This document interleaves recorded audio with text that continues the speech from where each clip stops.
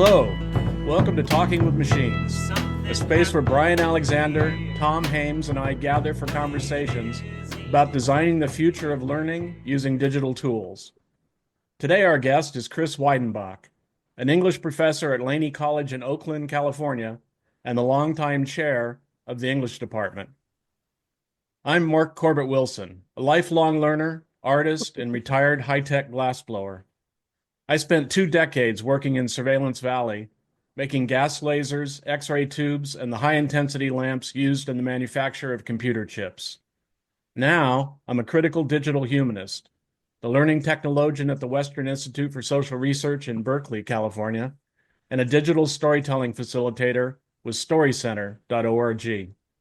In sum, I'm a working-class educator in third spaces, helping people glean meaning from their experiences and tell stories. Friends, please introduce yourselves. I'm Bryan Alexander, senior scholar at Georgetown University. I'm a futurist specializing in the future of higher education. My most recent book is University is on Fire, and I also run the weekly Future Transform video program. And I'm Tom Haymes, and it's never the same way twice for me. I am a software startup founder, college teacher, and author, writer. So I'm sure we'll be talking about that some today. Yeah, well, everyone else knows the details. So, And I'm Chris Weidenbach, 25-year teacher at a community college in Oakland, California, the great Laney College. But I'm coming to you all today I held up my Oakland sticker earlier, but this is my Lake Tahoe moment. I'm up here to meet some friends and do a long bike ride on Sunday. And I know Mark from Laney College. He showed up in one of my classes, wow, maybe 20 years ago. And was the hit of the season and has become a pretty important friend to me. Well, you make me feel even older, Chris. It wasn't quite 20 years ago, but it was a Is that while right? ago. Yeah. Oh, okay.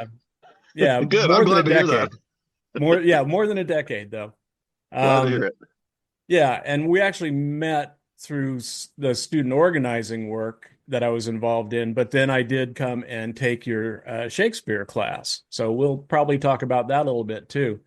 But first, I'd like you to just tell us about, your background, your education. You're not from Oakland, and then your experience teaching in Oakland, which is a very multicultural, very urban area in contrast to where you grew up.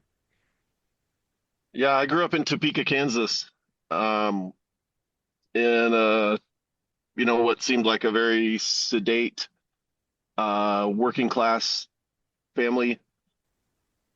By the time I was in high school, I had good friends. I loved my family, but I wanted to leave Topeka, Kansas, and so I had a path to go to Loyola Chicago for college. I went up there a pre-med major and turned into a poetry, creative writing, and philosophy major.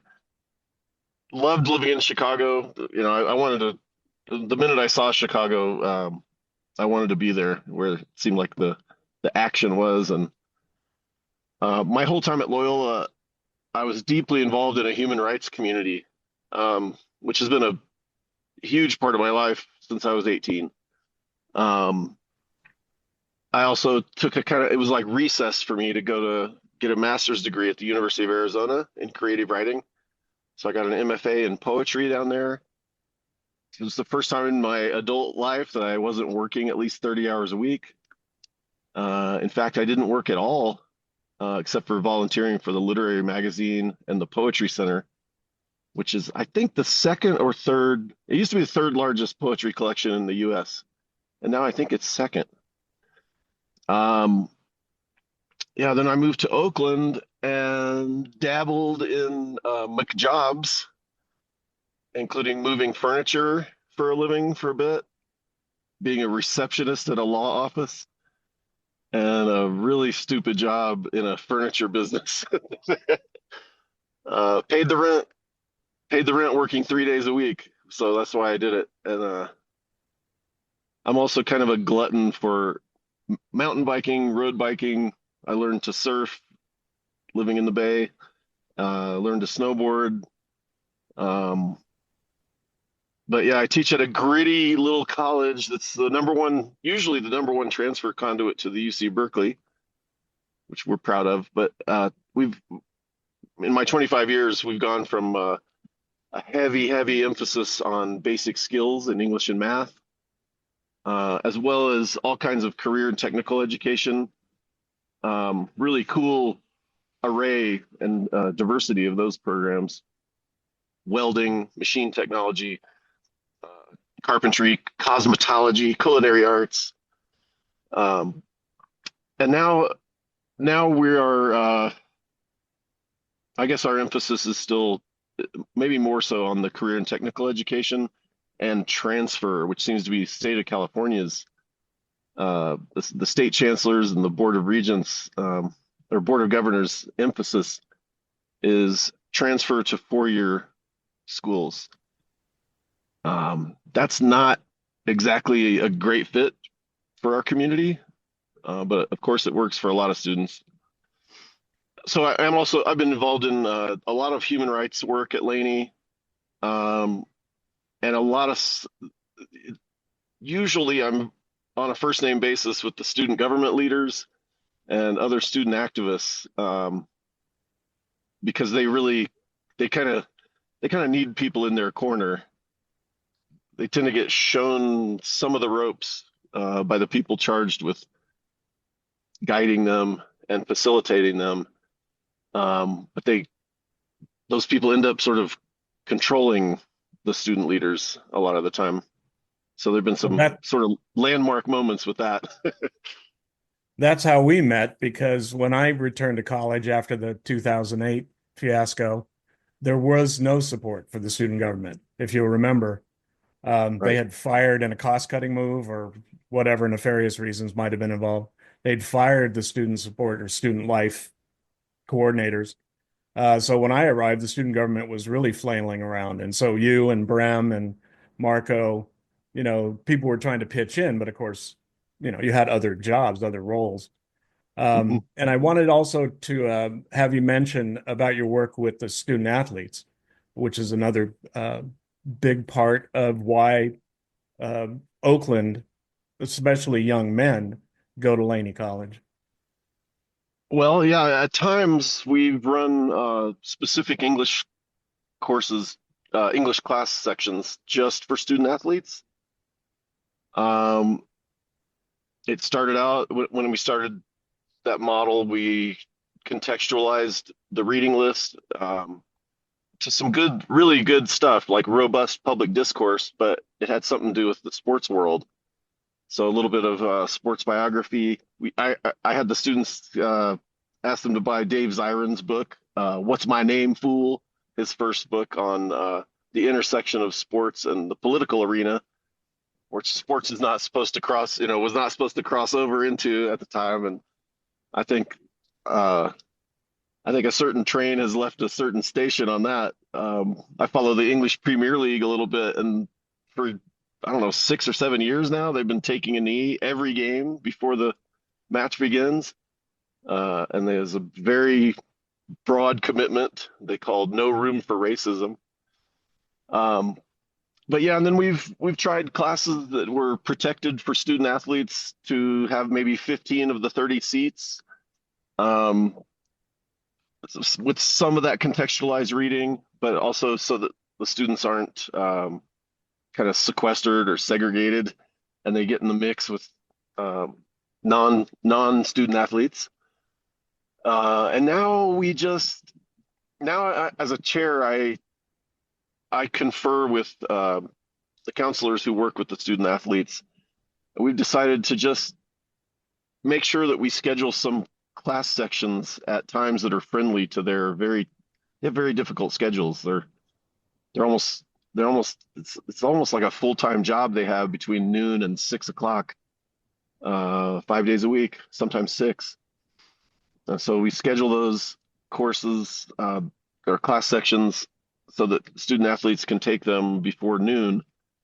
And they tend to get everyone who wants to get enrolled tends to get enrolled because they have a priority enrollment starts before the rest of the student population. But yeah, I love that. Student athletes, mostly they're football and baseball players at Laney, and athletes do a lot of reading. Uh, they read the defense, they read the pitcher, they read the situation, and they do a lot of critical thinking at a very fast pace. And then it's a joy to work with just some of the brightest and most diligent students. They seem to approach, well, there's kind of two camps. A lot of them approach classes the way they approach their sport, which is you show up every day and you do your work. Some others don't, and that might that might be linked to some social promotion they experienced through their K through 12 years, unfortunately, and not just in Oakland. But Yeah, that can happen with athletes anywhere. I think we're all aware of that. and non-athletes. I mean, Well, true. any student who's hard to work with in some school systems, the teachers are like, I'm going to pass them up so that I don't have to work with them next year. There's also a ton of I've learned a lot about this from my brother who teaches middle school English in Topeka, Kansas, at a very inner city kind of urban junior high school. That there's tons of pressure on teachers to make sure every student succeeds, every student passes. And so some big questions. There's just a news story that broke in San Francisco. The San Francisco school district was going to adopt a new kind of equitable grading structure, and now all of a sudden they pulled the plug on it. They're not going to do that, and these are some of the questions they're looking at too. Are we just going through the motions with some people? Is failure still an option? What is learning? I mean, I think that what is learning is where that's where you guys spend a lot of your time, huh? That's where we're all scrambling these days. But before we get to the particular situations, the one other thing I wanted to bring up at the beginning here is the fact that you were the first teacher that I met that had his own WordPress site for his class. So before I ever heard of the word hybrid, you were using a hybrid model in your classes where we could go and find resources on the website and find calendaring. I guess I should mention that it was a Shakespeare class. And so we read Shakespeare, we watched Shakespeare films, and we went to live performances. And so the website helped us coordinate all that. So I wanted to ask you, so how did you come up with that, or where were you introduced to that? And do you remember when you started? I was pretty excited about learning that Laney had a website with I'm sure there was a limit, but it seemed like at the time an unlimited number of pages we could all create, and that I could have control, editing control over my own page and I made a page for every class I taught, every semester, every class. So there was quite a collection ultimately, but as well as for the department's page still exists. Mine is hidden now, just frustrating, but I think that was around 2008. Around 2008, I started doing that. It was largely to link to readings, so that whether or not I could bring copies into classes, students could read and reread texts without having to purchase anything. That's now gone, buck wild in California with zero textbook cost push and open educational resources and things. And I really miss I really miss the WordPress style. Canvas is our new that's our an actual instructional platform. No, it's Although, not. oh well, amen. I'm not a huge fan, and I miss WordPress. But Well, WordPress didn't give me a way for students to submit work. But that was okay then, but it's kind of not okay anymore. as I was saying to somebody this morning, it's a learning management system that doesn't really support learning, sucks at management, and is a pretty bad system from a technology standpoint. So, Agreed. and is now owned by a venture capital firm, which means they're not going to fix it. Well, and I have to wonder who for whom am I creating all this content? I've written some good stuff. I built some really Back nice up content pages. everything. That's all I got to say is make sure you have your own copy of everything. Right, right. But I'm not too happy about someone outside of my classes having access to it all either. Although if someone asked me about it, we could talk about it. Well, if you put it Might on not mind WordPress, it. that would be the case.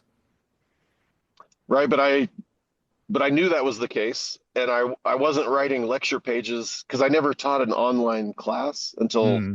COVID hit and we all had to teach online. And yeah, to some extent now everyone is teaching. They're not, I wouldn't call them hybrids, but everyone who teaches face to face is using Canvas Mhm. extensively. Almost everyone I know. I teach most of my classes this way, right here with Zoom these Hmm. days. Um, and actually, I've got a pretty good system. And one of the reasons I end up doing it is because my chair knows I have a pretty good system for pulling it off that, isn't just me lecturing at them and things like that. I mean, I have a very complicated class. Well, not complicated, but I don't want to use the word flipped classroom because I hate that term. Furniture keeps falling on my head, but I mean it's a design based class that is very fluid and flexible. And when I transitioned to remote teaching, I had to make fairly few alterations from an in-person class. It's Hmm. evolved quite a bit since then, but yeah. And I don't rely on, I mean, I rely on Canvas's management skills more than anything else in terms of keeping the class going. But as a content container, it's okay. But I play a lot of different instruments there. So there's Hmm. nothing to stop you from using WordPress outside, putting stuff onto, right? So Yeah, I could. I've thought about that and going back to just that logistics kind of old is, model. yeah, it's a I've been work. asking students, polling my classes, how many people even own a printer now or have easy access to one, out off of Mhm. the campus. And the access on campus is good. It's better than it's ever been, I would say, the last year or two. But I mean, I don't even technically have a printer. My wife does. And if there's paper in it, I sometimes use it. But students don't have printers. I Yeah. mean, around 20% of the classes I've worked with for the last 2 years, about 20% of them have printers. And there's no way, I don't know. I miss it. I miss people being able to just quickly and easily trade print copies with a classmate. It's weird when you try to share with everyone. Some of the students have laptops, a lot of them don't. At our school, it's pretty unusual. It's again like 20% maybe will bring a laptop to class. You have lots of students thumbing it on their phones and writing Yeah. horribly on their phones. Well, I have people taking online classes on their phones in Zoom and everything, and that, yeah, Mm. it's nuts. Especially if I'm doing interactive activities. I mean, I use Miro a lot in class, and trying to do that on a phone while interacting with a Zoom session, I don't know how they do it. They don't do it well, I can tell you that. But Yeah. Well, annotating a hard copy, um, I mean, the annotation tools in Canvas they're kind of good, but they're kind of not good. Yeah. They're kind of fast, but they're kind of not fast. It's I strange. I just use discussion for that. And I Did you just ever use Hypothesis? It's a web annotation tool. I used that for a few years. I really liked it at first. Yeah. Yeah, I was there was some I mean I might have benefited from more training with it, but I found it kind of frustrating that students could always see all of everyone's annotations. It seemed like there was no way to turn that off, and so Oh. they felt funny about making the same comment someone else made or Mhm. pretending Yeah. to have had a thought. So, sometimes they said I kind of copied what someone else said because I couldn't think of anything else, and Mhm. I wouldn't have I would have thought of it on my own, but someone had already made the comment. You know? And if they Are couldn't see you anybody else's, they'd be fine saying that to you. What's that? And if they couldn't see anybody else's, they would have felt fine saying that to you. Yes, are you yeah. talking about them seeing other people outside of the class's comments or just This was everybody in the class? this was just within the class, Okay. Yeah, because but you can control permissions, but I'm not sure if you can thread conversations in Hypothesis. So that's a good question. yeah, I really like some aspects of it, and I went to several seminars with them. Like they were meeting with some professors to get feedback, like what do you like or what are you confused by, and what features would you like to have. And when I mentioned that, I forget her name, Robin somebody I think in San Francisco. She said, yeah, we're trying to figure that out. We're trying to figure out how to kind of make it I guess an individual private experience for the student on their first read, and they can highlight and comment. And then at some point, the door opens and everyone can see each other's comments, and then start replying to one another, and including me, right? Yeah, that Yeah, I one. guess what you mean is, that they wouldn't see the comments before making their comment, right? Um, yeah, That's yeah. some tools do that, but yeah, Hypothesis doesn't. Well, I don't know. That's a good question. I'll have to look into. I know the Hypothesis people from uh, courses. So that's a good question to see if they fixed that or not. It seems So like it's a pretty it rates pretty high on the. It's intuitive. It doesn't take much training for students to be able to use it, and students kind of enjoyed it. They like Padlet too. They love Padlet. Mhm. yeah, good old Padlet. Yeah, I don't teachers know. love Padlet. So Hypothesis is kind of like a secret weapon in the ed tech world. It's just this sweet startup from within education. It's Mm. not a data surveillance tool. It's not a big money tool. It's purely designed for conversation and annotation. Yeah, I did. Chris, I run this weekly video program about the future of education. And yesterday's session, we had a conversation that touched annotation. And one person said that what he likes to do is just use Google Docs for that. So he'll just take whatever the document is, so a Shakespeare play, just Yeah. drop it to a Google Doc and then give everybody, comments to edit. Which in a sense is a, even easier way because it's a tool they're more likely to know. It's a little simpler, but yeah, I mean, that's another option. I don't mean to dislodge the conversation annotation. This is just something I'm kind of keen on. Yeah, yeah, I'm we on both sides of that. The Western Institute for Social Research, WISER, henceforth. WISER is a Google Workspace institution, and so we use the Google Docs for sharing and commenting. But those and they're restricted to inside the institution. The nice thing about Hypothesis is it's browser based, so it's the entire internet if you want it to be. And by having you don't have to have an account. You can do it anonymously.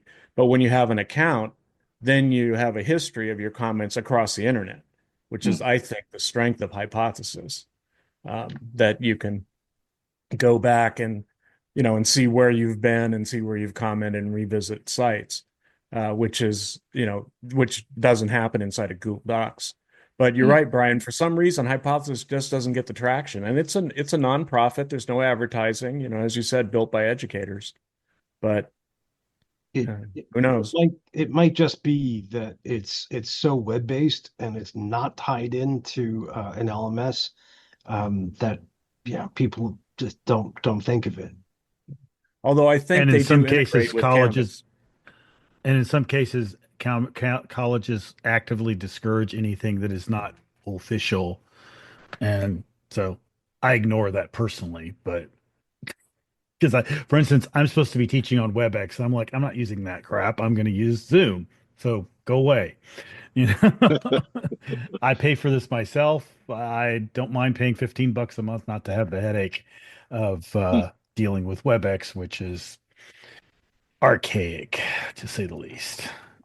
At my community college district, it's the Peralta colleges. We are, I guess, we're a Microsoft Yeah. customer or We client. also we are too. We have Teams as an option as well, but Okay. so when it comes to these spaces, I've actually written on this, but we accept things when it comes to online spaces that we would never accept in a physical classroom. Because when you walk into a physical classroom, or at least we would complain about, hopefully the chairs aren't bolted to the floor. You have some flexibility in how the room works in terms of how you operate within that room. In Canvas, you can do a little bit of window dressing, but for the most part, you're kind of stuck working with it as it is.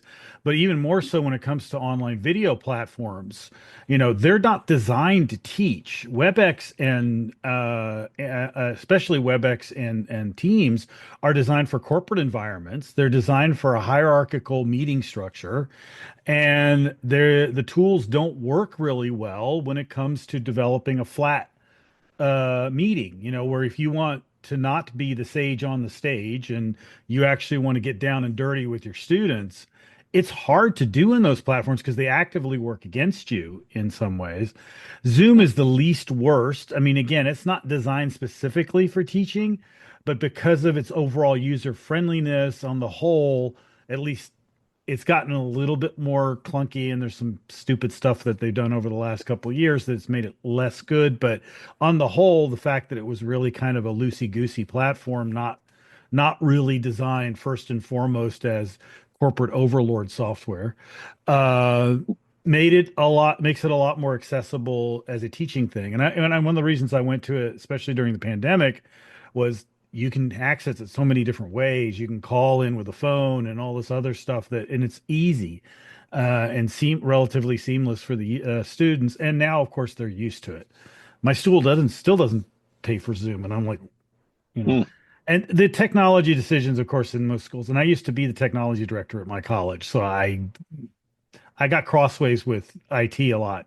I mean, I was responsible for instructional technology in the sense of making sure all the classrooms worked, making sure the faculty were supported, making sure the students were supported, open labs, all of that stuff. And whenever IT did something that wasn't necessarily in the interests of the actual people who paid the bills, the users, then I would stand up and I'd say, okay, they may not understand how you're messing them up, but I do. So stop it. And they didn't like that. So, since I've left, that whole situation's gotten much worse Hmm. to the extent where I'm glad I teach remotely most of the time because I can control my environment. I can choose to use Zoom. The only thing I don't have a lot of choice on is Canvas, and I've kind of figured out a way to make it work relatively well. And, but I'm much, much more technically proficient than 99% of my colleagues. And so I know how to surf it. But yeah, that's a thing though, because we don't even think about that. We don't think of online spaces as being equivalent to physical spaces in terms of because this is where we come together. At the end of the day, that, whether you're talking about a classroom or a bar or a coffee shop or a piney forest and parking lot, this is where you come together, right? That, and we need to be a lot more um, demanding that the spaces are conducive to what we're trying to get accomplished, right? And when they're not, we shouldn't put up with it. So, Bryan, you're teaching mostly in person you're teaching all graduate classes. Is that correct? My classes are largely in person, although we do have a few remote learners. So we've been doing hybrid for the past 2 years. The ratio is about, I'd say 7-1, 7 in person, 1 online. And the online students have largely been because of being geographically very removed. Chris, I'm in the Washington, D.C. area, so I had a student in California, a student in Florida, a student in Pennsylvania, for example. Yeah, so it's a mix, but effectively in person and synchronous, meaning we do a lot of asynchronous work. I have to make projects, write papers, and so forth. But our 2.5 hour a week meetings are the real center of it. And are those in a classroom or a media lab? Yes, the classroom is a very large multi-purpose room. It's used for meetings, presentations. It's physically large, bigger than my classes. Chris, my classes are quite small. I teach in a graduate program, so my smallest class will have, say, 6 students, and my biggest maybe 20. And the room is bigger than that, but the room has all kinds of good stuff. It's got multiple screens on the walls. It's got whiteboards on wheels. All the furniture is mobile, configurable. We've got stacks of other equipment in the room. Some VR headsets, some extra desktops lying around, and then lots of non-digital props. So, my gaming class will have scads of dice, games, and materials. There's a gigantic poster printer. It's the only downside is it's entirely indoors. There are no windows. Oh, well, you do The bunker. photography development. Yeah, I could bring Tom in there and shut the lights off and let him do his magic, which sounded a little stranger than I meant it to be, but there it is. I haven't had my fingernails smell like Stop Bath in quite some time, I have to admit. Something you mentioned, Tom, you mentioned it, and now with Bryan's describing the sizes of his classes, I'm thinking about I'm also going back to something I brought up. I do miss students being able to hand each other their print copies in class. It's just so easy and fast and tactile, and the annotation can happen right on the page, and everyone knows how to do it. And then the students go home with an annotated copy that could have, 1 or 2 or 3 or 10 students' notes. But something else that's come up now, like I mentioned this to my tutor, and she's pretty savvy. She's been a student at Laney for a long time and tutoring for a long time. And she said, well, you can just pull their assignments up on the screen. Well, and I do that, but I have to ask permission because that's a very different modality for a student to have their writing. Like, I'll say this semester I had a enormous percentage of like traditional recent high school graduates in my class. So a bunch of 18, 19, 20-year-olds, and most of them, even the good writers, they're not confident about their writing. So I do try to do a lot to boost their confidence, but they don't want to put their thing on the screen. They don't want everybody to see their haphazard use of the comma, or they don't know the 3 theirs. They mess that up, even though they have spell check or whatever. They're just very hesitant most of the time, and we do get over it. And I think it becomes a little infectious. It's sort of like being published, and the class gets kind of like, I want to do my paragraph, Some students do, but that's kind of always been the problem, right? The gregarious student who raises their hand right away. That Mhm. was me, by the way. That was me. Um, Gets a lot of attention and rewards, and the quiet, contemplative ones just kind of sit back and go, "Fuck this place," you know. Well, I mean, Oh, my class, everybody writes in public, and I make that clear from the get-go. I mean, they submit their writing assignments as discussion topics in Canvas, and everyone else can see them, and then ultimately they're building a website which is going to be visible to the whole world. So, the expectations are there. Look, you know what? In the digital world, no matter what you write, you're going to be writing in public, and so you need to get used to it. You need to figure out the minimum standards that you're willing to live with in regard to that, and also how to react to things, and how to comment on other people's work, et cetera, et cetera. That's all part of the skill set that I'm trying to teach in the class. And it's very, I think learning has to be transparent. The only thing that's hidden is actual point totals for how many points people have accumulated. But other than that, right. everything is out there. I even when I give them feedback on their blogs, I put out a table, and I say, I give them anonymous numbers, and I say, this is how many points everybody got in the class, and this, so you can see how you're doing relative to the rest of the class. Mm, And so I do that all very deliberately, because you know what? Again, you're working. You have to learn to work in public, to live in public in today's world, um, and I've never had anybody complain about that, to be honest. And the nice thing about doing I mean, I do live feedback sometimes in Zoom using Canvas, and since they're published in discussions, I will go through and I will, look at everybody's blog if I have time, or something like that, and we'll talk about each one of them, the strengths and weaknesses and stuff. And I will do that in the class session, and the fact that everybody can see it all at the same time and we can talk about it, et cetera, et cetera. At the very least, I hope that motivates them to put some effort into it. right. And But also the fact that, you know what, and I don't sit there and go, "Oh, this sucks." You can't write your way out of a paper bag. No, I don't do that. What I also tell people, be constructive, and at all times in this class. And I've never had a problem with anybody trolling anybody else either. So Yeah. it's just about how you set up the atmosphere in the class. And again, I go through it and I say, well, okay, you need to explain this a little bit more carefully, or this doesn't, how does this, can you explain how this goes with this, or something like that, and so on and so forth. And I'm actually thinking, and this kind of brings us to the topic, just before, again, I'm going to have to check out in about 10 minutes or so.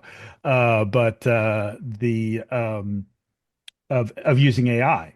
Can I use AI? And that's what I'm working on right now, is trying to figure out to what extent can I use AI to, first of all, have them do this themselves, where they bring in a draft and they run it through AI, and then we talk about how is it better, what was changed, and so on and so forth.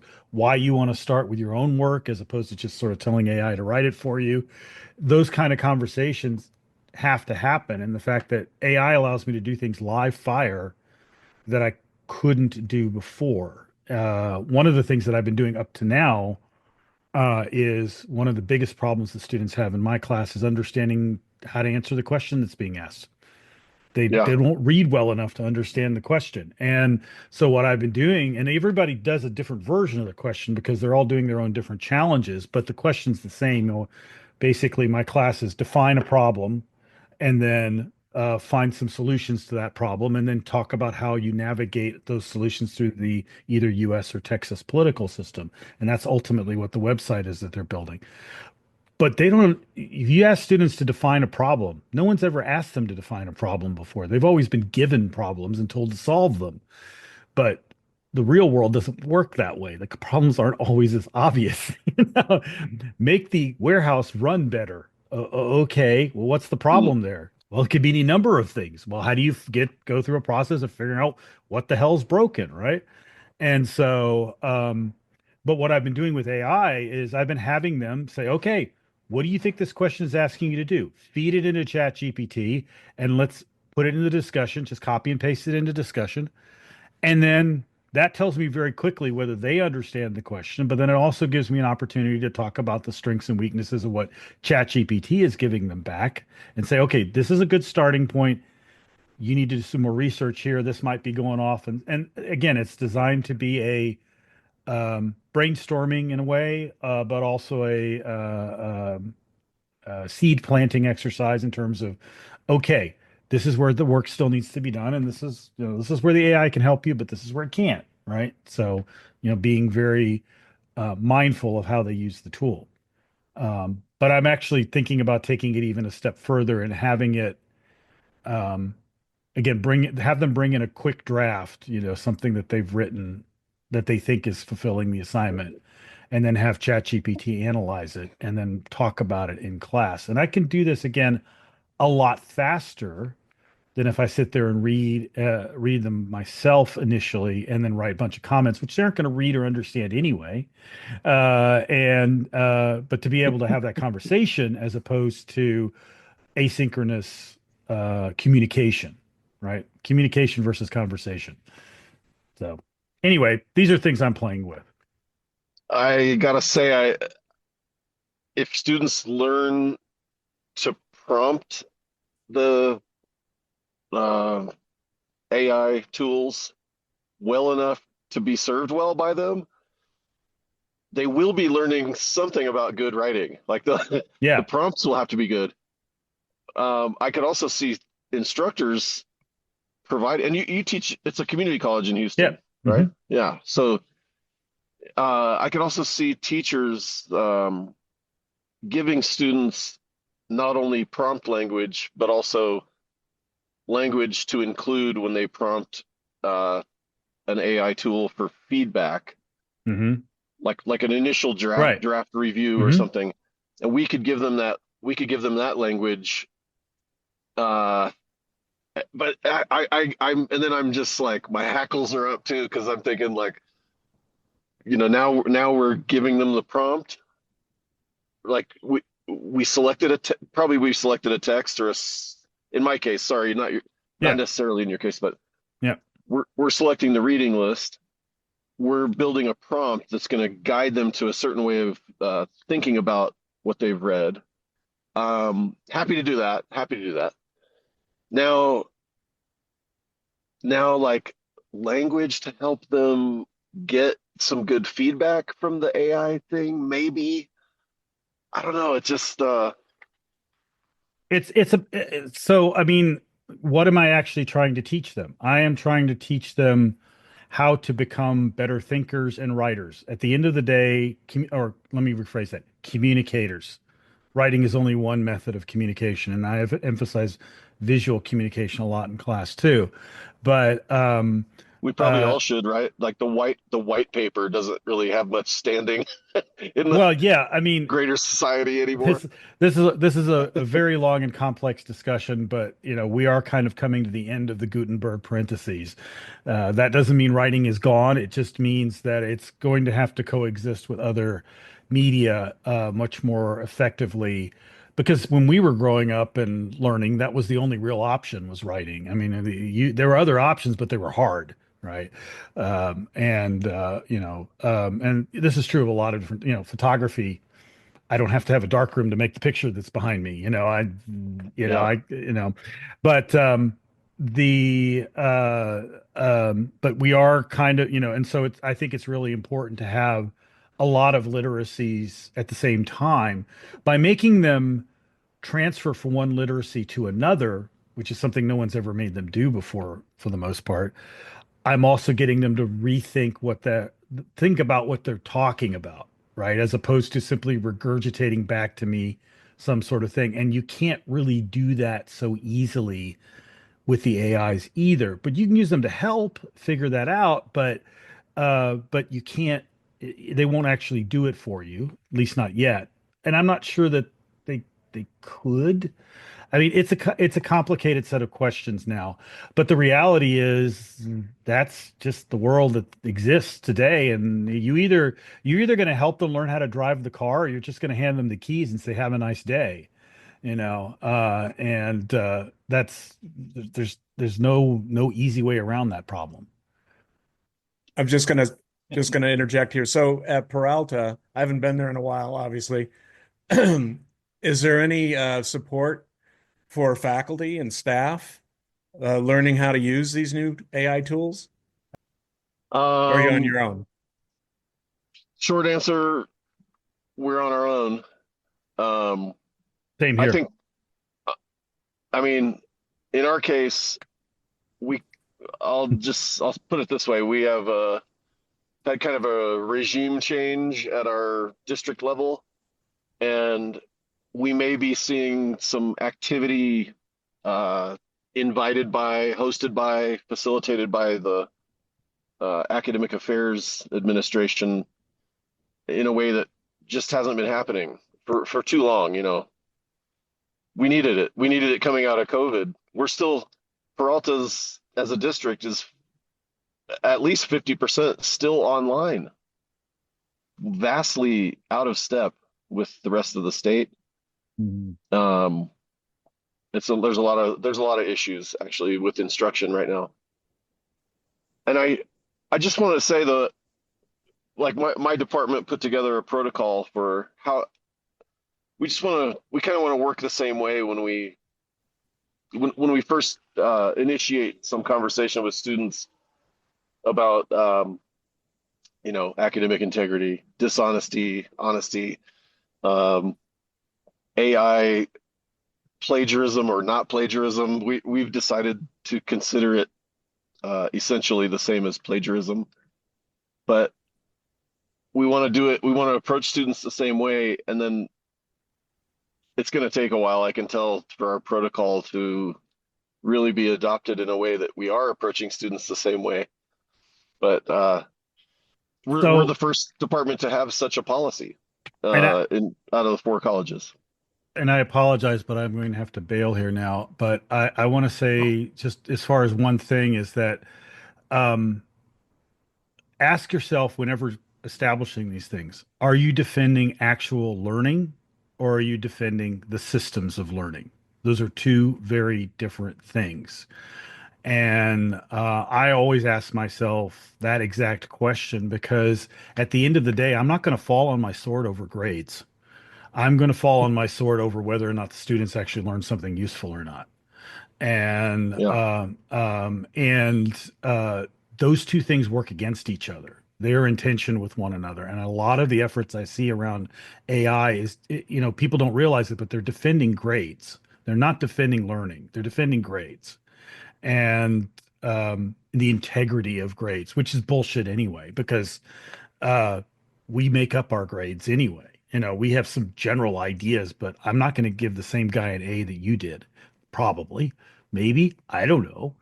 But what's is the point? How do you? There's no generalizability to that. So, but Well, I'll just say I hear you on that. I think I will keep that in mind, and I think everyone should. But the, we're actually the department that's training students to read in an academic manner, mhm. to annotate texts, to think about them critically using various frameworks, rhetorical analysis, Yep, or the questions your gut wants to ask, or whatever you want to say, and then the prompts that they're given on assignments using those frameworks, and the idea that students will they will reach for AI to absolutely try to get by without reading and yep, thinking and expressing. hmm That's what we want to. I mean, and to me, that's not about grades. That is about learning.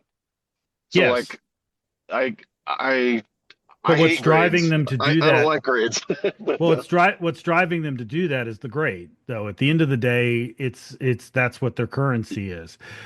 you're And right. You're to right. the extent that you can divorce those two things and make AI a partner in the learning and recognize that it's not going anywhere. How do you have to lean into it. You can't fight it. You're gonna lose. And Well, I when it comes to sorry to yeah, interrupt you, but yeah, when it comes to pretending to have read and thought, uh, yeah, there's things we can do there, like a quick reading quiz before someone even has a chance to write the essay. yeah, It's something I've considered and I've done once. It meant that a third of the class was disqualified. They didn't use AI for anything, but they just didn't do the reading. yeah. That's I know. And that goes yeah. that goes way back. All right. Well, I have hit my sell by date, but I'm going to mute this one on my end and continue without me. I'm sorry I have to bail, but if it were, it's not for fun. All It's a pleasure right. meeting and talking with you, Let's Tom. meeting you too. Take care, Tom. Thanks. All the best. Take care. Okay. And this was the conversation that I knew we would have, Chris. And I don't want it to be a real hard conversation, but it's an important conversation, and it's going on, across academia, as you know. And I've spent an awful lot of time on this. We haven't talked a lot, recently. But this is, one of the places I'm spending a lot of time. And my institution doesn't have a policy. And so I'm on a committee where we're now beginning to recognize that maybe we do need a policy, which is something I've been saying for a couple of years, but everything moves slowly. And I was interested that you said that your department is the first one in Peralta to have this protocol or policy or guidelines. I mean, people are using different words, but and that to me, says something right there. It's a 4-college district. The fact that you're the first department to really seriously think about it and put it down, in writing, is interesting, right? So what you shared with me was from January of this year. So it's taken until 2025, even though you all moved online in 2020 and AI blew up in 2022. Here we are. So Yeah, I would we've had like you some. to tell us that story you told me. It was roughly a year ago, maybe a year and a half ago. We call it Flex Days, a professional development day presentation by someone offering advice about how to use ChatGPT to make reading quizzes and things like that. So how it can be a big time saver for instructors. And some people didn't attend out of protest. I attended, and it was really my first time seeing like a live demonstration of ChatGPT. And I saw how this teacher was generating reading quiz questions appropriate for a college level. I think she said a first year college literature class. Generate 20 reading comprehension questions on the book The Great Gatsby.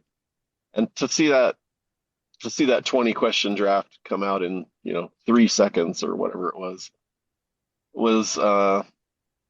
it made me think.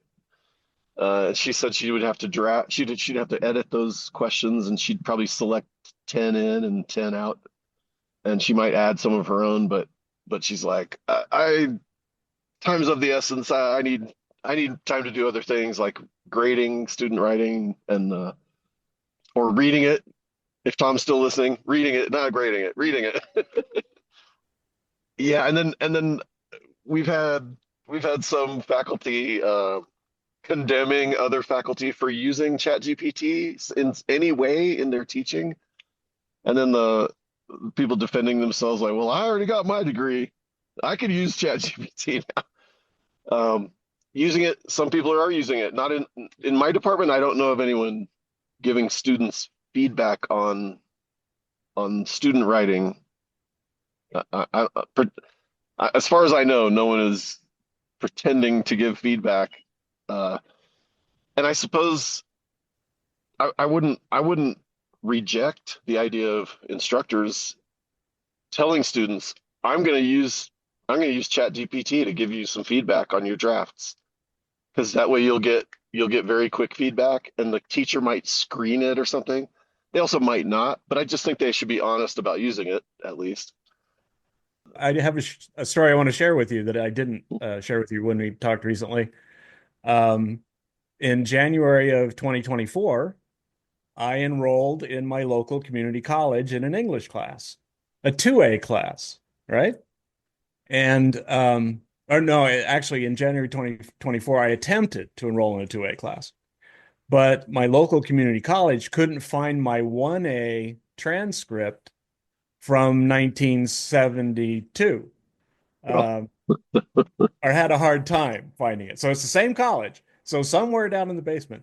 So they finally, so after a bunch of back and forth, and I guess for Bryan's edification here, now since the Student Success Act of 2010 or whatever it was, now when I go to enroll in a community college class, I first have to go to the state of California site and prove that I'm qualified to enroll in a class, which is kind of silly because California community colleges are totally open enrollment, but it's just to collect demographic information basically. But for every class, I have to go do that every time.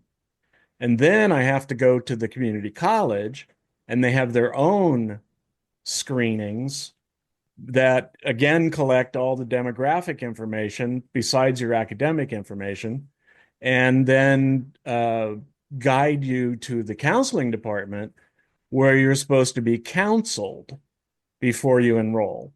And this is, for a 70-year-old guy that just wants to take one class, same process. Okay, so just there's the backstory.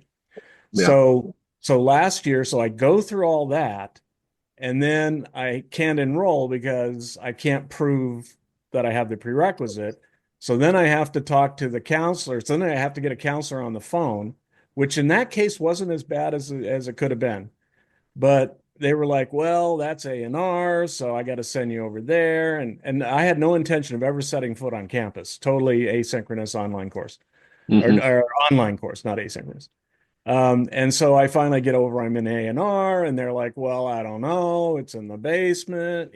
I'm like, hey, I want to take this class, get my transcript, get my prerequisite.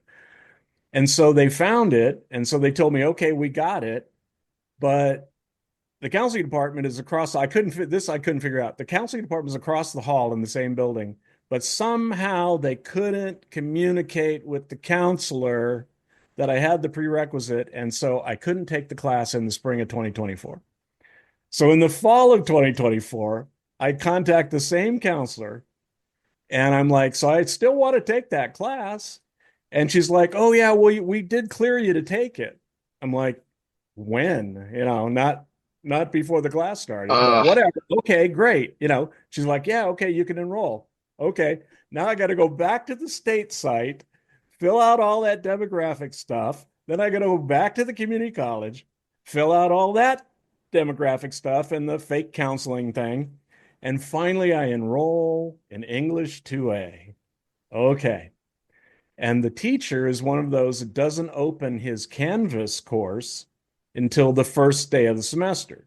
You can open it a week or two ahead of time so students can read the syllabus and decide if they want to switch courses or whatever, but a lot of teachers don't, right? So yeah. first day of the semester, I go in and I read the syllabus and it says absolutely no AI. So I write a very polite letter to the faculty member who was an older faculty member, not as old as me, I'm sure, but older, tenured professor, English department, longtime teacher at the Rio Hondo Community College. And I very politely said, I've kind of been working with this AI stuff for a while. And one of the reasons I'm taking the class is I want to see how it works with the college course. And he wrote me back that he had taken a workshop in AI and doesn't see any use for it, and he forbids it in his class. I'm like, okay. So while I'm thinking about that, the first post is due, the introductory post on Wednesday. So that's like Tuesday. He replies, Wednesday is the first, post your introductory post. I'm still thinking about it. I get up Thursday morning, I've been dropped from the class. Oh, Yep. So put that California Community College what? story in your pipe and smoke it. Yep. In New York Uh, City, there sometimes people have students will refer to being cunified when they're going around CUNY systems. They run into bureaucratic nightmares. And they'll say, I went to the registrar and got this. I went to the prof and got this. My advisor said this. What happened? Oh, you've been cunified. Um, and this is not a priority problem within higher education. This is not something that people have conferences about or write scholarly books about or raise as issues at the Modern Language Association conference. This is not a priority for faculty and staff. It's so dumb. Oh God, I'm so sorry, Mark. Oh, Uh, well, that's nothing, Bryan. So you and so Chris, I have to say that Bryan and I have known each other quite a while now, mostly online, but did present a workshop together at EDUCAUSE in Denver. So we've actually met in real life. We've had dinner, and so which is a slightly different relationship than a completely online relationship. But not like me and Chris, who've gone to a lot of baseball games and drank a lot of beer together and, gone to Shakespeare plays in the park and all that. So yeah. anyway, it's different kinds of relationships. So Chris and I are well acquainted with the term Peralta, which is the name of the community college district, which is said all the time. And so I won't go into it Oh here, yeah. Bryan. Blanking Peralta. Yeah, yeah, That's just just Peralta. So blanking. it's the equivalent of cunified. Yeah. wow. And Or we had an expression, the Peralta way, oh for a yeah, while, and then yeah. it's getting better, but it is also not a priority out here, and it's not a priority. It starts with the state application. It's called CCC Apply. Yeah. Everyone recognizes that it is a blockade to enrollment, Yep. and it's the kind of thing where if you improve that initial portal to becoming a registered community college student in California, you would help millions of people in one fell swoop. Yeah. And that's exactly the kind of thing that should be prioritized systemically, right? You think? That's where you Yeah. should And start. so right there, that one thing, so that there's much discussion about enrollment and retention, right? Because of funding. That A one thing ton, right there a would ton. increase enrollment dramatically. I mean, I won't even make up a number, but it would increase enrollment dramatically. And with So equity, with all kinds of equity indicators as well, all because of that. making it more intuitive, making it easier, making it less time consuming, that's what I know, that's what students at Laney would really benefit from. Well, Making it clear, this is one of the reasons why for-profit colleges do so well is they do the opposite. They double down on trying to attract you. They go out of mm, their way. They hire staff just to bring you on board. I mean, their experience is lousy oftentimes, but that attractive part is way better than just about anybody's. wow. Customer service, Get the them way they enrolled look at it. so you can get them on a loan, right? I Right, just wonder, exactly. Mark, could I go back to something Chris said a few minutes ago? Please. Chris, I was struck by, well, everything you said, but one in particular was you said that you were sketching out a kind of tension in your college about AI. You mentioned that the college brought in somebody, professional development, to talk about AI, and people boycotted it. I mean, they didn't just not go because they weren't interested, but they deliberately said, I'm refusing to go to this because I object. Did, can you say a bit more about that? I mean, was there a particular department represented? Did they protest? Did they picket it? Did they email the No, dean? it, well, our PD days they have kind of become hybridized. I guess they're most of the people attend on Zoom, but some people attend in person. Um, so there wasn't much of an occasion for an on-site protest, I guess. It wasn't organized by any particular department. There was a couple of people from my department and a couple of other just maybe 9 or 10 faculty members sending out strongly worded emails, strongly worded blast emails, Hmm. partly because honestly, I would say they misunderstood what the presentation was going to be about. There's also been some misunderstanding by some faculty that uh, when our CIS department kind of branched off and made, I think it's a new department, I'm not quite sure, but they wanted to Hmm. start teaching courses in AI uh, coding design. Hmm. And some somehow some other faculty maybe just read the headline of the announcement that there was this new AI department or this new AI branch Oh, and wow. immediately thought they were going to train students in how to use AI to do all their coursework or some ridiculous Hmm. Hmm. extrapolation of what was happening. Hmm. And so of course they protested that, and they kind of made fools out of themselves, although I'm still not sure they recognize it. Yeah, there's a But lot yeah, of fear across academia Yes. that I see, and I'm sure Brian and you and Chris also see it.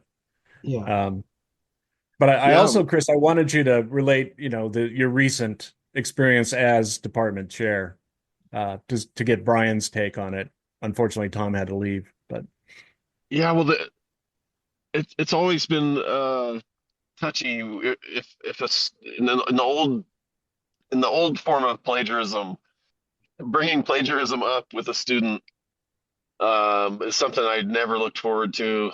I dreaded. Yeah. I was sorry to have to do it. Yeah. Um, Yeah. it was very. I'll say at Laney, I think the norm for most faculty was to let students have one chance to totally redo an assignment, um, but kind of put them on notice that like you really can't do this again.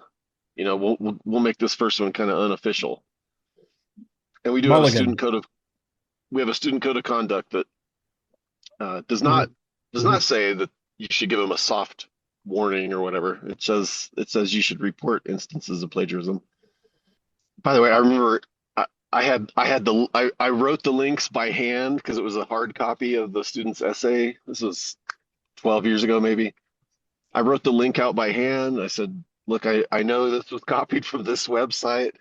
Um, sorry, but you either got to take a zero or do a totally different topic and do it for yourself."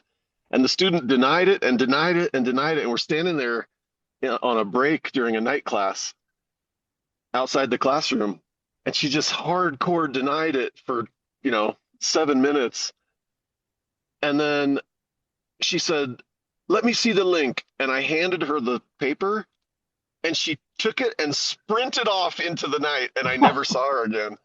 That was amazing. But yeah, now the the initial interaction can be very light touch. I walked over to one student in a writing lab. I'd asked them to do an assignment on the spot. It was kind of part of a Canvas training, actually. And so they just had to put a couple sentences together, an issue or topic of concern to them. And I was watching them, pop up on my screen. And one of them had like an extensive, like page and a half outline. And I immediately had the AI tingle. So I went over to talk to him. I said, I don't know. This is a big outline. I just wanted a couple of sentences, and it looks a lot like AI. And he goes, "Oh yeah, I use Chat GPT." And I said, "Okay, well, this isn't what I wanted. But also, I just want you to speak for yourself all the time. Like all the writing in the class is going to ask you to do that, and you can't use Chat GPT in this way for any assignments in this course." And he's like, "Oh, okay, okay." So that took about 45 seconds, I think. Another teacher's initial interaction with students was I need to meet with you. I have some concerns about your essay.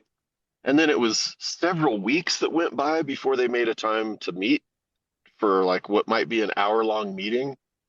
And then I did make myself available as a department chair to help in some way with these interactions. So we ended up meeting, two faculty and one student, which is it felt awkward right off the bat. There's a power dynamic that I didn't like being on the heavy side of, but I tried to explain the department's concerns about AI and to talk about our policy where we're saying first instance, even though it's in the syllabus and whatnot, first instance we're willing to give them 100% redo. But it requires the students to kind of meet us on that plane of like, let's be honest with one another about the genuine nature of the work. What I encountered then with five students in a row with this other instructor were long walking on eggshells explanations by the instructor about why she perceived AI type expression in different parts of their essays, or in one case, an entire essay. And the students just digging in their heels and denying. Now, I had reviewed the student writing in all cases independently of my colleague and found the same, my perceptions basically matched hers. There's a new one that's come down the pike that I don't see the AI yet, but I have a couple other. I've only read one of the 3 assignments that she's shared with me. So, but yeah, that's going to be another kind of controversy or potential conflict because I don't agree with my colleague. Finally, in 2 cases, the students they were upset. They got very emotional. Yeah. It seemed like the denial had gotten to a point where they've like Macbeth he's crossed halfway through the river of blood. He might as well go on across. And they had kind of painted themselves into a corner of denial, and they were just going to play it out. So they got more extreme in their denial, more emotional, and even accusing the other instructor of targeting student athletes or targeting students of color. And then I'm another white person in the room, and my colleague is a white woman. So it was bad, real bad. And they all ultimately kind of admitted that they had used AI in part or in whole. And then the teacher gave them varying degrees of a chance to redo the assignment for 100% of credit or 70% in one case because it was an entire essay. None of us students don't have time for that kind of meeting. I don't have time for it. The other teacher doesn't have time for it. And then the awkwardness, the sense of like accusation, shame. It's just a horrible, I don't ever want to be in a meeting like that again. And neither does the students don't either. And the other teacher doesn't want to. It's awful. I mean, I can vividly remember my first plagiarism case when I was in grad school, and just how terrible I felt implementing it. But I think, I mean, you said a whole bunch of great things, and I love the story about the woman who just tears off into the night. But I think one thing she made off with the evidence. Yeah. So I mean, pretty smart in a way. I mean. No habeas corpus. Trump could arrest her, but a couple of things. One is the student who's like, oh, it just didn't. You had a light touch, right? And he didn't understand it. I mean, plagiarism is still a difficult concept for a lot of people. I think so. I think he didn't understand. And that's something that we try and explain it. I used to have like a black box in my syllabus with like fiery letters talking about how bad it was. Slippery and intellectually interesting concept, but it's a tricky one. And you do get some students who grow up either without that Or they get the flip side. They know it's bad, but they come from positions of privilege where this was, this is to be expected.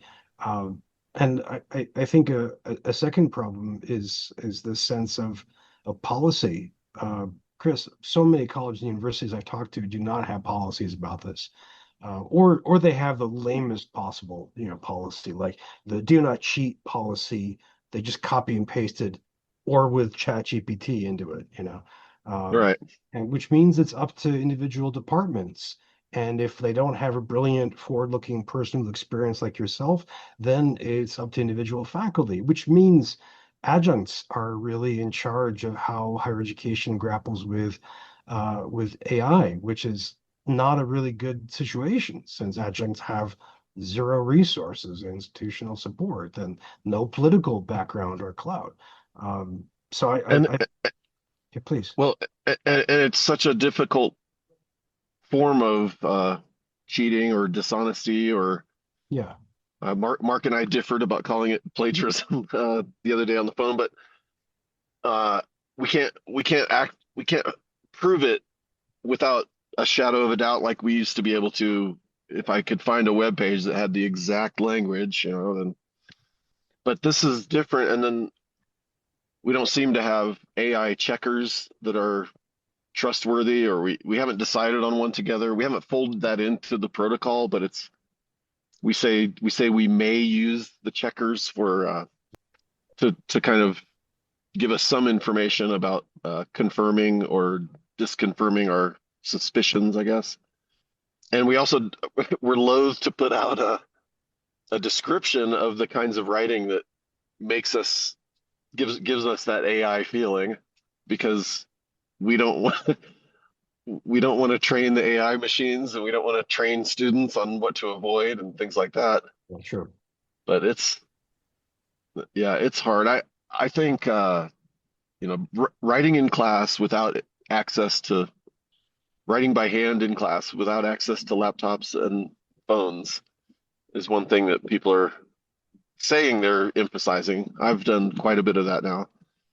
And then this other idea about reading quizzes, kind of old fashioned on paper in the classroom, that would serve as kind of some kind of qualifier before students are like they won't even be able to do a writing assignment unless they prove the reading first. And I haven't been a heavy reading quiz person compared to most English teachers for my whole career, but I'm not opposed to them.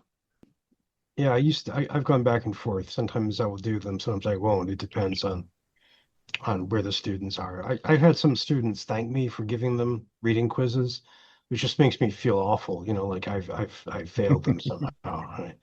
Uh, but but I take your point too about not wanting to feed the machine. This is a tricky problem. Has your IT department given any responses? Have they talked about blocking or not blocking ChatGPT, et cetera, at the network level? Have they talked about the difficulties of trying to get an enterprise level IT or AI program?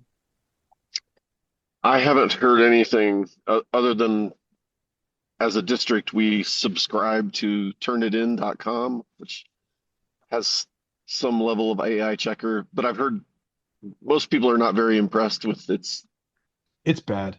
It's bad. checking abilities. Yeah. It's got lots of false positives and false negatives. I mean, other than that, Yeah. Mrs. Lincoln, how was the play, right?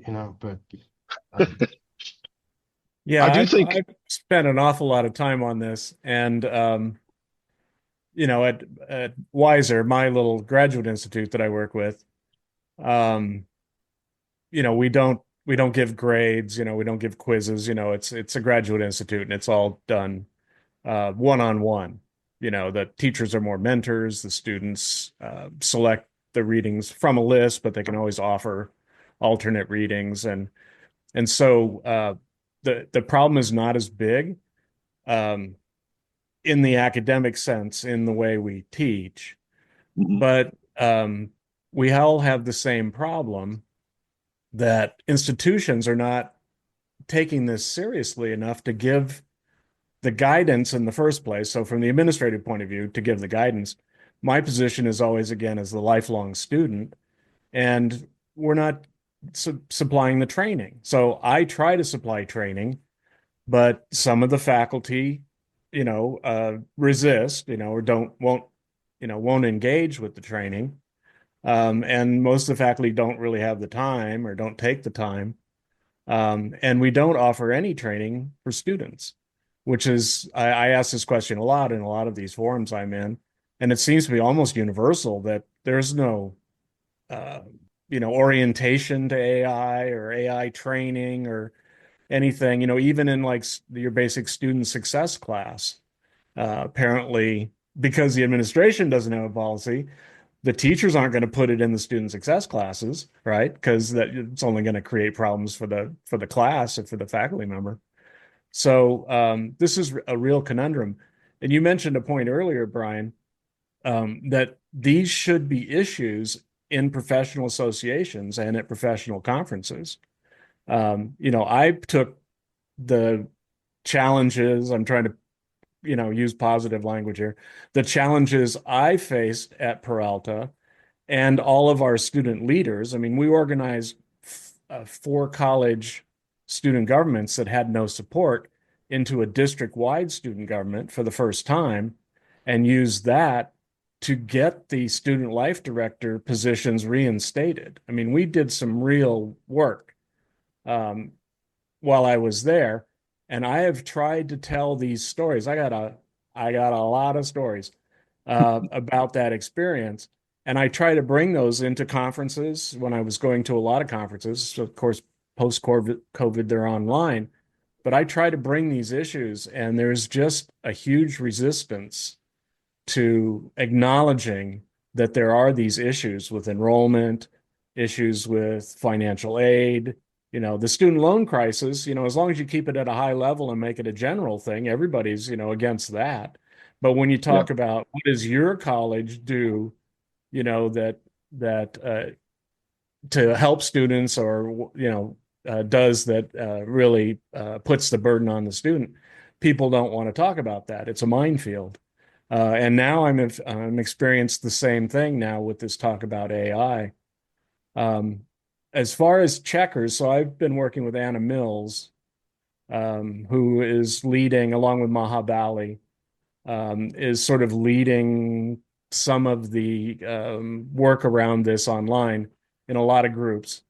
And Anna worked with a couple of other English professors. Anna's in the Bay Area, Chris. I don't know if you've ever run across her. Teaches at Bryan and teaches at one of the ones south of you. And also, man, typical adjunct. And she's taught at San Mateo Community College. But with a programmer and a couple other English professors, they've created their own chatbot that is designed to give feedback on college level essay writing. It's called My Essay Feedback. And I was a beta tester for a year. I don't know if you can, all this costs money, even though they're all volunteer, but just the hosting and, the cloud and all that. And so they're offering it as a very low cost subscription, but it's by academics for academics. It's a nonprofit. There's no ads. There's no profit involved. But it's become a subscription service. They're trying to get it integrated with Canvas. But it's not a plagiarism checker. It's a feedback on your essay. And all the feedback is written by professors. It's just the machine matches the English teacher's feedback with the prompt from the student, right?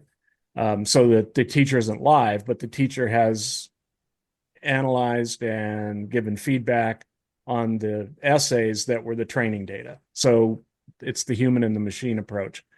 And it's much better. I'll just say that. And so I think that these types of things are going to be there's going to be more of them, and they're going to get better, and they're going to get more widespread use. But as far as the plagiarism checker, and you're right, I don't like that word plagiarism, because they're generating text. They're not copying text, right? So this is the generative part. Yeah. And randomness is built in. And so if you give the exact same prompt to the same version of the same chatbot, you'll get each time you prompt it, you'll get a different answer That's why I like because the of the Oracle. random. What's I that? like, I like the Oracle metaphor. The results are unreliable or unpredictable.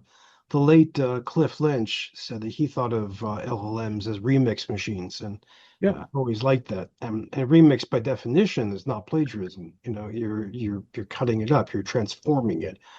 Hence the T in GPT. But you do get echoes, based on what it's trained on. Well, and you Well, get what I call the bullshit, or what the corporations call the hallucinations, which is just, they're just wrong, right? Because they have no context. They line up words that make perfect English sentences, but make no sense. And in the extreme cases, of course, the fake references. and then I gotta say the remix metaphor or term. I mean, in music, that's uh, there's intellectual property rights that will be enforced by most people when their creation is remixed by someone else, right? They're going to have to share the credit. They're going to share proceeds if they make money. Yeah, I think this is going to be a very difficult situation to have a hard solution for, to have a firm solution for. It's strange to me that the sort of bosses in academia are not trying to lead the way or get in front of it, but it doesn't surprise me that they don't see easy solutions because I don't see them either. I think Um, I've been asking people about this, Chris, and by people, I mean I've been talking to presidents and trustees and professors and staff of all kinds, everything from like admissions to counselors, mental as well as curricular, um, and my sense is in part that faculty and staff are just exhausted. They've for the past 5 years, pick a reason. I mean, it might be that COVID, for which is a racking experience for us, which we never really got support for, and we almost lost a lot of higher ed. It yeah, might be politics. I mean, you're in California, and the experience of Trump one and Trump two, and then there's also the financial status of higher ed. I mean, community colleges have been losing enrollment until recently, and California is trying to figure out just how much to cut its public education. And you're a blue state that's rich, compared to everybody else. Um, yeah. and it's very, very, very difficult. And plus, the presidents I talk to, there you see Tom's picture. That's kind of where their minds are right now. They are terrified. I mean, they were terrified before Trump got back into office. I've had a Hmm. lot of really interesting, like under cone of silence conversations with presidents, and the big thing is they were afraid of getting their heads chopped off by faculty, by their board, by their physical community, their town, by the global media, and of course, now by Trump and Doge. Um, and so they have no incentive to go off and do something bold, and you look at the places where they've done anything interesting. University of Michigan did a big step with having their own internal AI. Well, that's because they're a gigantic computer science powerhouse. They just do this Hmm. without thinking. Michael Crow at Arizona State University did this because he's a lunatic. No, I don't mean that in a bad way. He's No, in a good way. unusual. He's really creative. I mean, he does a lot. He spends a lot and takes leadership on really creative stuff. And so this would make sense. But everyone else, they're just really, really scared. Again, we come back to individual faculty, or the occasional bright department head like yourself. Well, thank you for that. I mean, I, when you said faculty and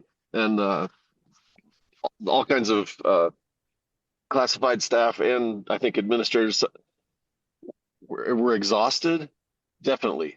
I mean, I am proud that we took this protocol step, um, partly because I drafted it and it mostly passed muster and the department met and added some things and it's been kind of rare lately for our department to get together in significant numbers. So that department meeting kind of drew people out who'd not been attending very regularly. Um, Everyone was excited about it. It was there were lots of calls like over the last year, especially people saying like, "What we gotta talk about that. We gotta figure this out. We gotta do something." And I didn't see easy solutions, so I was a little hesitant to take the lead at first. But I told them all at the time, I'm ready to put this on the agenda if anyone has ideas, and no one would take that second step. And then it kind of came up at the end of the fall term, so we had a robust meeting in January before the new semester. Robust meeting. It was a nice one. It was a nice one. Yeah. It was good to have everybody in the house again. And Okay. everybody cared, for sure. I mean, I have colleagues at other colleges who are saying, I can't prove it, so I'm not going to try. I just give them 70%. I tell them, your writing's bland. You're not taking a real stand. You're just sort of presenting two sides of this controversy, and it's very vanilla or beige or whatever, And I think, well, if they're so sure that it's totally AI generated, why are they giving any credit at all? So that's not a good answer. But they're kind of saying the same thing. They're not the vice president of instruction. They're not the vice chancellor of academic affairs. They're not the head of the faculty senate or the teachers union, or they're just mildly concerned participants. They're discouraged instructors. So I don't know. Well, I do Go think ahead. the human approach to say, look, I can't handle. I told my class, like, I can't stand the idea that the credits or units or degrees or certificates that people are working hard to earn would be like the credentials could be matched by people pretending to do all that work. It makes me very frustrated and Yeah. angry, and I hate it. I hate it. I can't abide by it. No, And so if we're doing kind of unusual things like the reading quiz as a qualifier or handwriting, like students don't, a lot of students have almost done no writing by hand in their since maybe third grade. Some of them not even then, and so it's an awkward thing for a lot of them to pick back up. But we can talk about that, and I make it clear that, like, I like crazy looking handwriting. I like diverse handwriting. I don't want everything to look uniform. It's fun, you know. My brother used to say all writing is drawing, and I'm like, whew, that's big, huh? And I occasionally I had students this year, a student athlete who had this amazing handwriting font, really beautiful. And anyway, but yeah, writing by hand in class, they find it very satisfying, actually. They get the assignment, they know what they have to do, they're going to do it now, and they're going to be done by the time they leave the classroom. And they're kind of stoked about that. So those are good opportunities. And then in a literature class, the best thing I've found for students showing me that, like, they really grasp the ideas and the nuance and the music, if you will, in a poem is, can they read it or recite it? It's best if they can recite it, but even if they have the text in front of them, can they really read it and make it land on an audience who can't see the words? So that's not about writing. Like, not everything has to be writing, not everything has to be typed, but we can do a lot of engagement that really proves something deeper about thought and understanding, and then the ability to express it in language. That's super crucial. I love when students take the option to do some of their reading responses as a short video or audio instead of writing it out. And then I can hear some emotional timbre in their responses. And they say more than they would have written usually. Shakes up the this is grading. yeah, yeah, and it reminds me that in a workshop on ePortfolios, a teacher said, "I give all my feedback as audio feedback. It takes me half the time." I'm And I, so, why haven't I I not never done that? I never forgot that. That's why I wanted. So there's your gift, Chris, from me to you today. Okay. That's a good So reminder. we can go on forever here, and you brought up a couple of big topics that I would love to jump into, especially as a retired craftsman. This complete focus on the written word to me is limiting, but we won't go down those rabbit holes.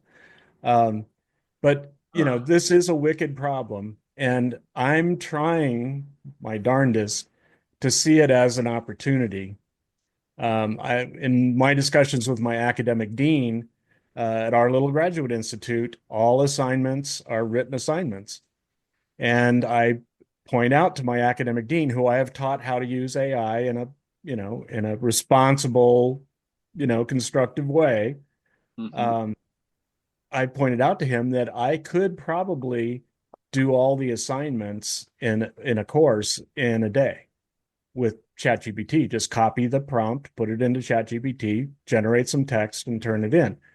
Now, his rejoinder is, yeah, but you couldn't pass the interview part, because again, we're this small, very small graduate institute, and the students work one-on-one with the teachers. We don't have courses, students come one at a time and work their way through the material.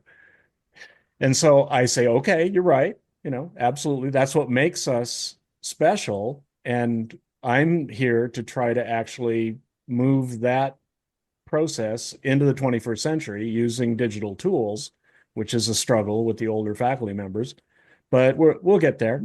What I'm trying to say in a lot of these conversations is there is an opportunity here to rethink this industrial model of here's the prompt, give me the text, and to think about the assignments or the tasks in new ways that are not easily solved by a large language model, is what I'm trying to get to here. Mm. And again, everybody's afraid and exhausted and overworked and overcommitted, and I get all that. But I think eventually we're going to see this as an opportunity for some transformation. Because it's coming, the economic pressures, the political pressures, the demographic pressures. Bryan's a futurist, and he's been for years pointing out that there are just less high school graduates than there used to be. And, the absolute number of students in the United States of America goes down. It goes up and down with the economy, but the general trend is just less high school, graduates. Mm. So, that all that plays into this, and then it gets politicized and thrown around, weaponized, well, that happened because of that and this and that, it's all, again, back to BS. My favorite little book on bullshit by Harry Frankfurt, the philosophical treatise on bullshit, which worked great during the Bush administration and is especially useful now with AI. But I want us to slide out of here on on maybe not a hopeful note, but recognizing that there are opportunities in the chaos here. I just would like to hear both of your thoughts in any order that you want to go in, about what you see as, the immediate future, not the long-term future, but just the Mm. immediate future of teaching. Well, responding to you, Mark, I have a renewed, like a really deep appreciation and respect for something that I guess I kind of I kind of took out of my teaching game plan to a great extent, except for in creative writing classes, which is reading together with a group of people, reading out loud together. And we can pause whenever we want. There can be little nudges that I usually write on a whiteboard that, anything that reminds you of something else that you've read or experienced, you could make a note in the margin about that. Um, Something you'd like to know more about, you know, um, something where maybe someone's knowledge or experience contradicts what the writer has said. All kinds of stuff, but reading it together so we're literally on the same page, taking in the ideas fresh and being able to react to them in the moment and have our conversations. Um, in my composition class this year, we read almost the entire book, Tribe by Sebastian Junger. It's an excellent text for like 100, jumping off points per chapter. And there's only 4 chapters, so we could read it in class. But yeah, and close reading of literary works. And it's not just I'm not just having like some kind of nostalgic reaction here. Students were telling me after class or by text later in the day, like, thank you for today's class. It was really cool going through. What was one of the readings Sonny's Blues by James Baldwin. We hit some of the high points of that story, which are just incredible prose. Or poems. There was a Bukowski poem that we read closely together, and someone said like, I read that and I thought it was just the old, he's a lush and he's grumpy and da, da, da.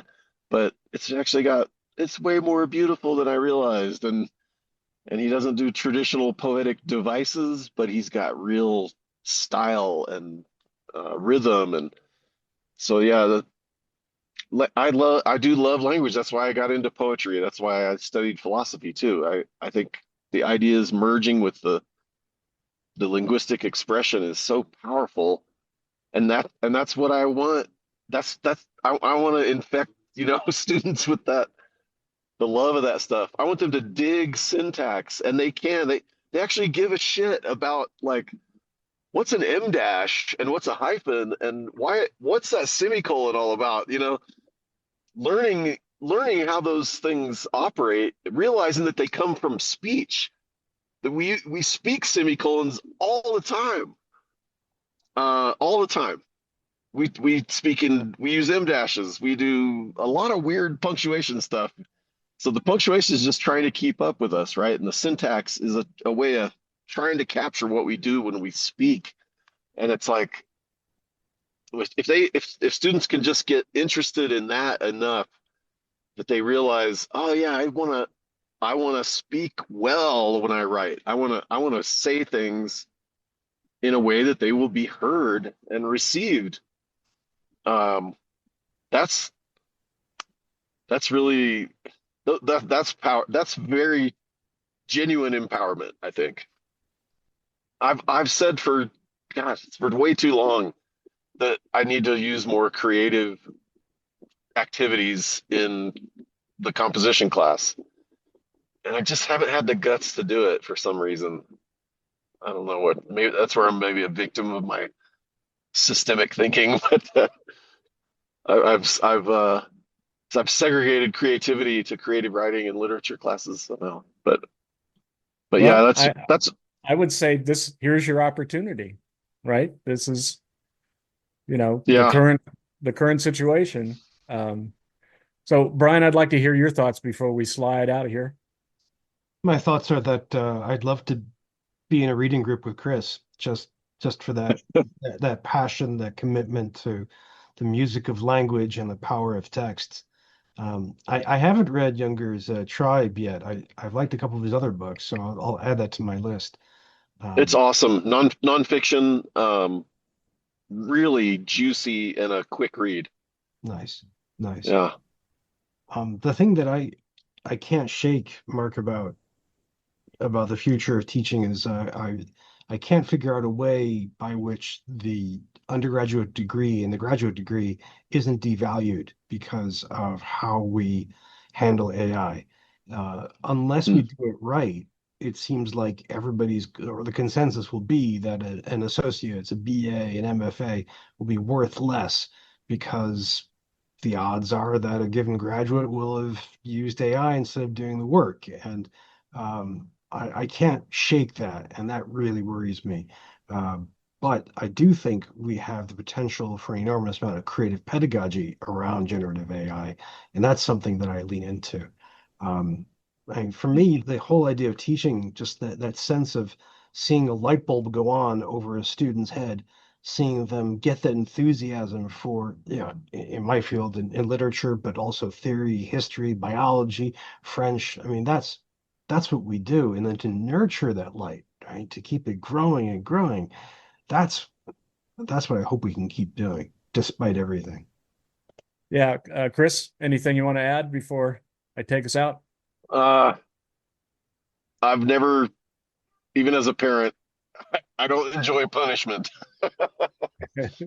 Yeah, and I think Bryan, you're totally on the thing that matters. It's got to be authentic, right? And I hear about this, people, I'll say, maybe I'm especially concerned with people younger than myself, that they're craving authenticity. They do value it. They do value it. So I don't think it's like we're trying to drag people back in some way or yeah, bust them, police them.